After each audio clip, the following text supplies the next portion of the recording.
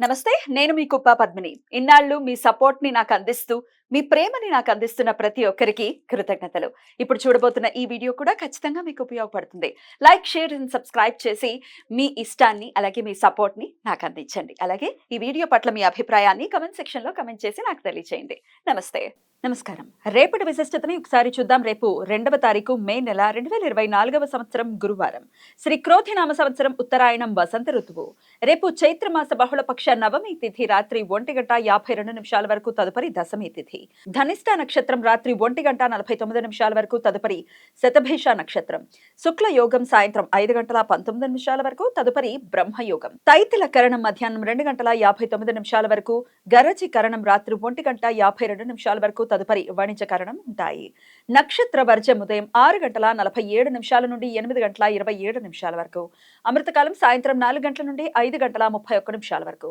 హైదరాబాద్ ప్రాంతం వారికి రేపు సూర్యోదయం ఉదయం 5:50 సూర్యాస్తమయం సాయంత్రం 6:37 చంద్రోదయం రాత్రి 2:08 చంద్రాస్తమయం మధ్యాహ్నం 12:59 అభిజిత్ ముహూర్తం పగలు 11:48 నుండి మధ్యాహ్నం 12:39 వరకు.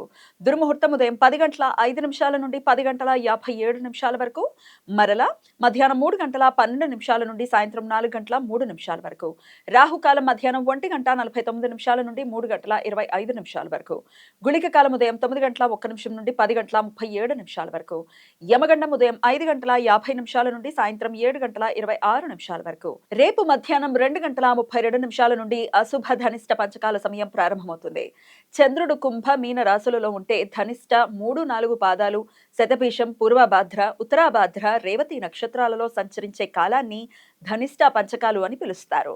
ఈ సమయంలో శుభకార్యాలు చేయటం అనుకూలం కాదు అని ఉత్తర భారత శాస్త్రకారుల నమ్మకం. తెలుగు ప్రాంతాలలో అశౌచ విషయాలలో మాత్రమే ధనిష్ట పంచకాలకి ప్రాధాన్యత ఇస్తారు. వైధృతి పర్వకాలం, వైధృతి మహాపాతకాలం రేపు సాయంత్రం 6:55 నుండి రాత్రి 11:14 వరకు ఉంటుంది. రవి చంద్ర గ్రహాల మధ్య ప్యారలల్ ఆస్పెక్ట్.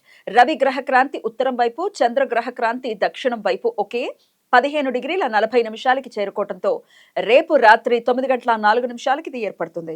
మహాపాతకాలాల్లో ఉపాసనా మంత్రాలు జపించటానికి, అనుష్ఠానాలు చేయటానికి, ధ్యానం చేయటానికి, నూతన మంత్రోపదేశం తీసుకోవటానికి అత్యంత అనుకూలం. ఈ సమయంలో చేసే అనుష్ఠానాలు, ఉపాసనా మంత్ర జపాలు లక్షల సూర్యగ్రహణాల సమయంలో ఆచరించినంత ఫలితాన్ని ఇస్తాయి. ఈ సమయం శుభకార్యాలకు అనుకూలం కాదు. ఈ సమాచారాన్ని మనకందించిన వారు మేడికొండూరు విశ్వనాథ్ ప్రసాద్ గారు. ఆయనకు కృతజ్ఞతల్ని తెలియజేస్తూ నారాయణ స్మరణతో సమస్త సన్మంగళాని భవంతు. నమస్కారం.